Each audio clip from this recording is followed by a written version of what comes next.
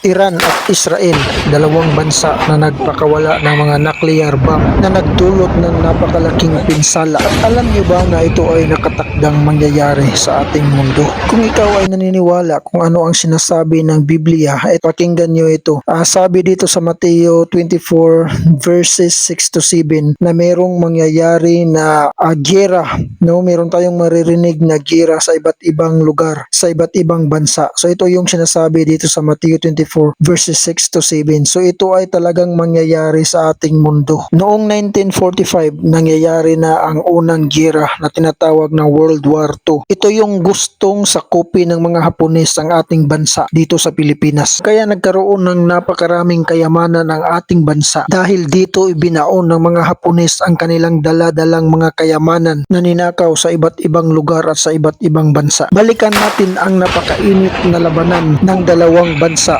Iran at Israel, na hanggang ngayon ay walang tigil ang putukan. Kung ito ay hindi titigil, maraming bansa ang makikisali sa giyerang ito. Alam nyo ba na mayroong tatlong bansa na may pinakamaraming nuclear bomb? Una, ang China na may 350 nuclears. Pangalawa, ang United States na may 5,400 nuclears. At ang pangatlo ay ang Russia na may 6,200 nuclear bombs. Kapag ang giyera sa Iran at ng Israel ay magpapatuloy, napakaraming buhay ang mawawala at napakaraming ari-arian ang masisira. At kapag itong tatlong bansang ito na may pinakamaraming nuclear bombs ay makikisali sa giyera, itong China, pangalawa itong United States, tapos itong Russia.